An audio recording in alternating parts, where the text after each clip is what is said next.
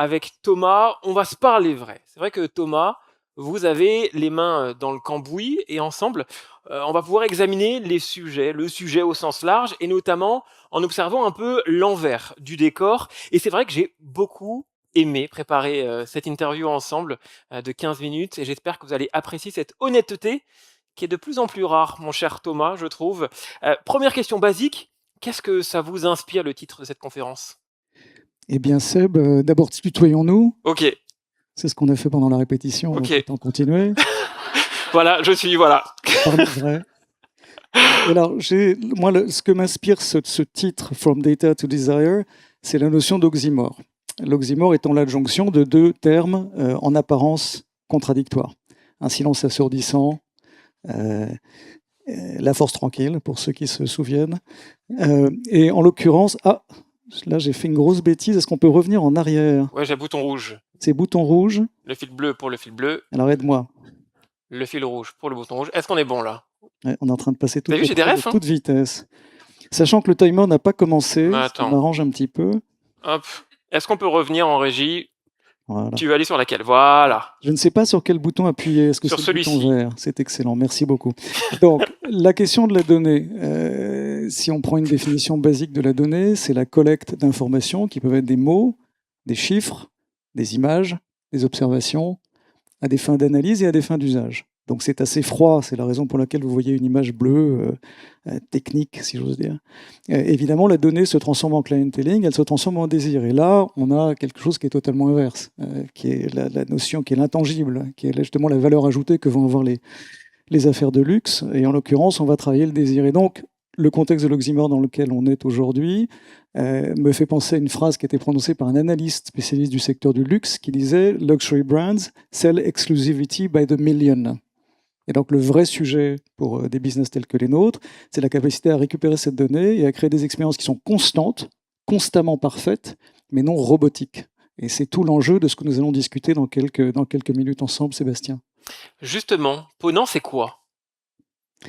Alors on va y venir. Ponant, je vous présente des images qui sont assez inspirantes, mais à dessein, puisque c'est tout l'objet d'une société qui a été créée en France, Ponant Exploration.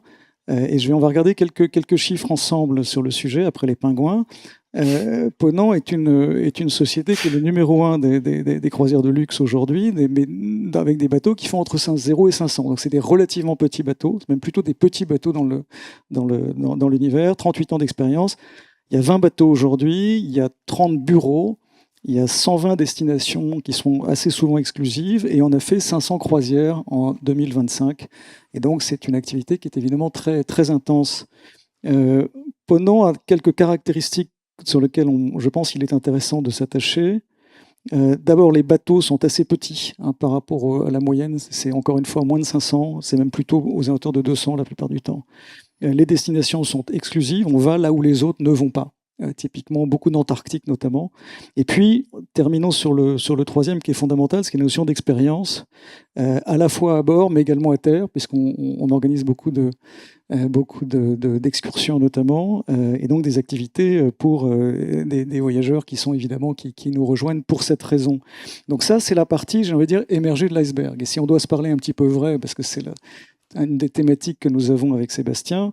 La réalité, en ce qui me concerne en tant que directeur informatique et digital, elle est un tout petit peu différente de ça. Donc je vais vous demander un peu de courage, parce qu'on va regarder celui-là maintenant. Et ça, c'est déjà moins marrant. Mais la réalité, c'est que 90% du travail qui est le nôtre réside dans la capacité qu'on a à travailler sur ces choses-là. Donc ce que vous voyez ici, c'est flouté fort heureusement mon patrimoine applicatif. On a plus de 100 applications métiers, on a des centaines d'applications en Shadow IT. Je vois un certain nombre de têtes qui hochent au même titre que moi, des problématiques d'infra, de move to cloud, de cybersécurité, de gouvernance de la donnée. Fondamentalement, quand tu disais qu'on a les mains dans le cambouis, heureusement, j'ai pas les mains dans le gaz naturel ou dans les eaux grises ou dans les eaux noires qu'on évacue des bateaux, mais ça reste quand même un job qui est, de ce point de vue-là, extrêmement fondamental. Ce qu'on me demande avant tout, c'est de faire en sorte qu'on n'ait pas d'attaque cyber, pour être tout à fait clair.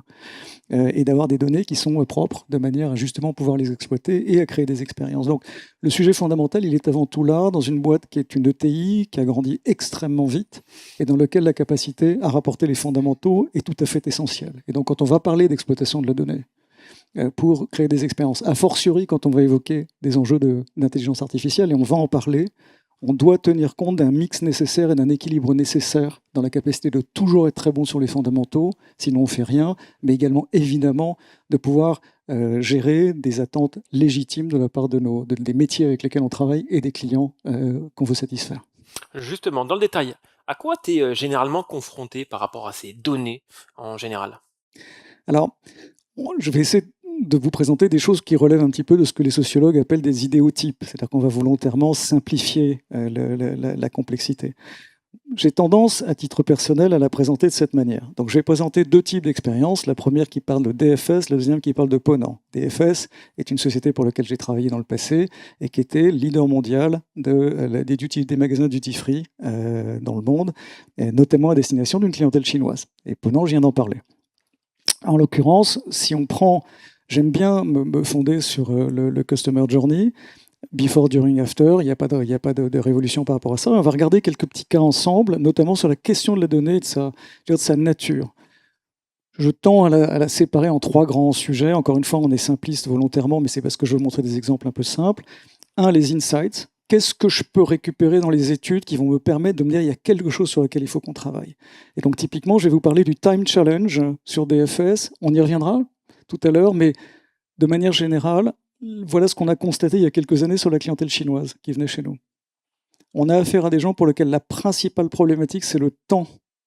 Ils sont hyper stressés. Ils voyagent en Europe, ils vont faire 6 ou 7 pays en moins d'une semaine, en car à toute vitesse, et ils vont débarquer dans les boutiques de luxe, dans les department stores, pour faire des achats pour eux-mêmes, mais également pour toute la famille. C'est un rituel et c'est hyper important, sauf que c'est hyper compliqué et c'est hyper stressant. Insight, on reviendra sur la manière dont on le gère. Implicite, là, on a affaire à des informations que vous donnent les clients, mais sans nécessairement se rendre compte, on sent qu'il y a d'actes positifs pour le faire. Typiquement, exemple, avant la réservation, réserver une croisière aujourd'hui, c'est compliqué, ça implique probablement 5, 6, 7, 10 appels au call center avec des checks sur le site internet en attendant. Les gens réservent en 1 an, 2 ans à l'avance une croisière, et donc c'est un acte compliqué.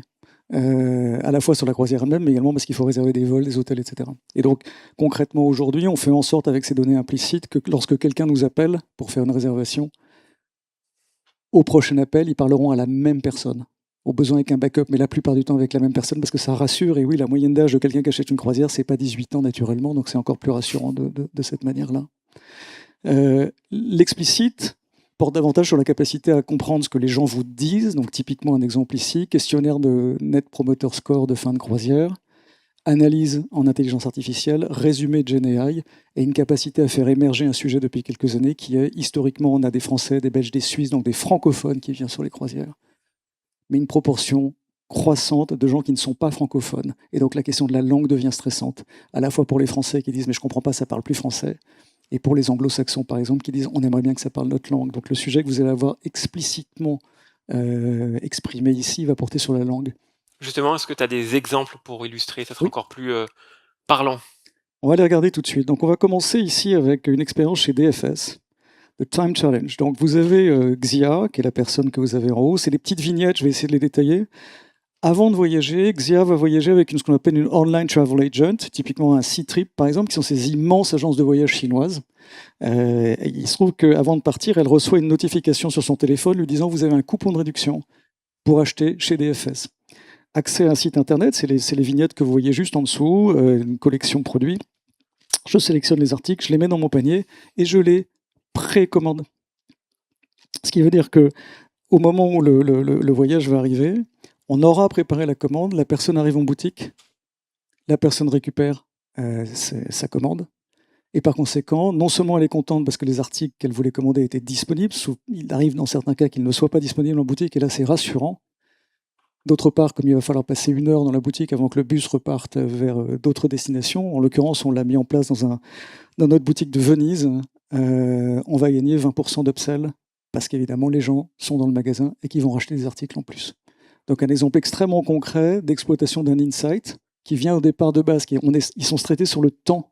Avant tout, c'est ça. Comment est-ce qu'on arrive à leur faire économiser du stress par rapport à ça et comment on y répond. Et je reviendrai sur les questions du système un petit peu plus tard. Donc ça, c'est la première illustration. Est-ce que tu en as une deuxième ou je peux, parce que j'ai une autre question qui me vient Je t'en moi. prie. Justement dans ton expérience de passage de la data au clienteling de luxe, est-ce que tu as repéré peut-être des permanences, des enjeux qui se présentent toujours? J'en ai repéré, Sébastien, mais c'est une question que tu dois me poser dans quelques minutes, Pas de néanmoins. souci. J'y répondrai avec grand plaisir. J'ai fait une formation en sciences politiques, je me suis habitué à pas répondre aux questions. Il est fort, hein? Vous avez dit, vous comprenez pourquoi j'ai adoré présenter avec lui. Il Voilà, est fort. mais je vais tout de suite vous présenter le deuxième exemple, Sébastien. Très Je vais bien. vous répondre à la question que vous ne m'avez pas posée. Et donc Tu en préfères la l'occurrence, politique, c'est très fort. j'en suis bien conscient, Sébastien. Je sais que tu interviews tout le monde sauf des politiques, c'est ce C'est que vrai, tu me disais. c'est vrai. Ben voilà une petite répétition que nous pouvons faire ensemble. Donc sur la question de la langue, le sujet est intéressant puisqu'encore une fois, vous avez affaire à ces Français qui disent on veut que ça parle anglais, vous avez affaire à ces Anglais qui disent on veut que ça parle français. Et donc on a un exemple très concret ici. Vous êtes dans le théâtre d'un navire ponant, expérimentation faite l'année dernière, croisière jazz aux États-Unis, client essentiellement anglo-saxon, et un animateur qui parle français et qui parle pas anglais. Donc la question de la langue, de la gestion de la langue, on y reviendra sur la question du business requirements parce qu'elle est fondamentale, et puis de tout ce que ça peut vouloir dire en termes de système. Mais concrètement là, vous avez affaire à une approche speech to text. Donc concrètement, vous avez des gens qui parlent, le texte s'affiche automatiquement, intelligence artificielle, dans des contraintes aussi de liaison satellitaire avec les bateaux, c'est pas évident. Et vous avez par conséquent du sous-titre immédiat. On reviendra sur les alternatives qui pourraient exister, mais en l'occurrence, on s'est polarisé sur cette expérience-là avec des niveaux de satisfaction extrêmement élevés, ne serait-ce que parce qu'on évite d'avoir une double traduction en permanence et accessoirement qu'on fait l'économie d'un traducteur, d'un interprète à bord qui, par ailleurs, nous prend une cabine. Donc évidemment, c'est bien meilleur économiquement pour nous aujourd'hui et bien meilleur en satisfaction. Donc un exemple très clair, une deuxième illustration, Sébastien, sur la question de la gestion de la langue. Et tu peux désormais me poser la dernière question. Cette fameuse The One, la question justement, que dans ton expérience de passage de la data au clienteling de luxe, est-ce que tu as repéré des permanences, des enjeux qui se présentent toujours? Absolument. Donc le principe est un peu toujours le même. C'est-à-dire que nous, les problématiques qu'on a quand on est en direction de l'informatique et digitale, c'est avant tout d'avoir des business requirements qui sont clairs. Est-ce qu'on est clair sur le demand management? Qu'est-ce que vous voulez exactement? Décrivez-moi votre use case. Donc en l'occurrence, ici, vous avez un exemple de business requirements bien réalisé. Vous avez vraiment le vrai panonceau qui était dans le magasin de Venise, hein, avec réservé, shop and place your order, et ensuite vous avez, j'arrive pas à lire, visitez-nous au Fondaco, qui était donc le magasin, et ensuite vous repartez avec vos articles. Donc le business requirement, c'était hyper clair. On veut de la précommande sur la base d'un catalogue produit pour lequel on va faire un fulfillment avant que les gens arrivent en magasin. Donc c'est toujours fondamental. Dans le domaine de la langue, par exemple, on est aujourd'hui sur divers types de problématiques, speech to text, speech to speech, est-ce que ça se passe en excursion? Oui, non, qui évidemment élargissent le sujet. Plus le sujet est étroit et clair, et plus derrière, on va arriver à bien l'exécuter. Et donc les permanences, au-delà de ces business requirements, ils sont un peu toujours les mêmes. Ils sont sur la question de l'exécution parfaite. Et c'est souvent là que ça pêche. On va citer 3 grandes caractéristiques d'une bonne exécution: les systèmes, les process, le change management. Exemple très concret de DFS, que vous voyez à gauche au niveau des systèmes, c'est un mini-programme WeChat. DFS, à l'époque, a été la première société retail occidentale à lancer un mini-programme sur WeChat. Les Chinois sont désormais tous sur WeChat, qui a remplacé littéralement l'Internet, sur lequel ils font tous. Ces mini-programmes sur WeChat sont des sortes d'applications. On a été les premiers à lancer une application, un mini-programme de précommande. Donc c'est techniquement un point à prendre en compte, et c'est pour ça qu'on en parle au niveau des systèmes. Sur les process, la personne que vous voyez au milieu est dans un entrepôt. Cet entrepôt n'est pas à Venise, il est à Mestre. Pourquoi? Parce que si on prépare le colis en boutique, c'est pas le job des assistants, enfin des shop assistants dans le magasin de le faire. 2, on peut dépoiler les linéaires, donc ça va faire des trous, ça va pas être joli.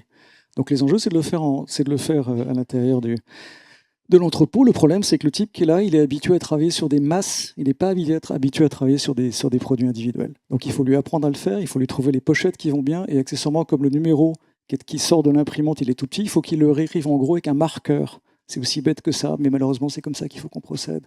Donc des sujets de process importants. Et là, parce que vous êtes à Mestre, vous n'êtes pas à Venise, et littéralement, tous les jours, en l'occurrence tous les matins, les produits précommandés montent sur un bateau, il n'y a pas une gondole, il ne faut pas déconner, il n'y a pas un gondolier, mais un bateau à moteur qui va littéralement les apporter au Fondaco à Venise. Et tout ça, ça doit se penser. Avec des standards operating procedures. Change management, vous avez affaire ici à droite à des gens qui travaillent dans le magasin historiquement pour faire du clienteling classique. En l'occurrence là, c'est pas pareil. Vous avez affaire au desk sur lequel les gens vont aller chercher leurs articles. Il y a un enjeu de training absolument fondamental, d'autant plus fondamental si vous êtes dans un contexte où il y a pas mal de turnover. Il va falloir reformer les gens en permanence parce qu'un bon service aujourd'hui peut se révéler un mauvais service demain. Donc comme tu peux le voir, Sébastien, le génie, c'est 1% d'inspiration et 99% de transpiration. Je sais que ça n'est pas très adapté au contexte de luxe dans lequel nous nous trouvons aujourd'hui, mais c'est la réalité terre à terre, pragmatique de l'expérience dans laquelle nous sommes. Et c'est important de le dire et de le rappeler. Exactement. Merci beaucoup. On peut l'applaudir. Je vous avais dit que cette conférence serait super intéressante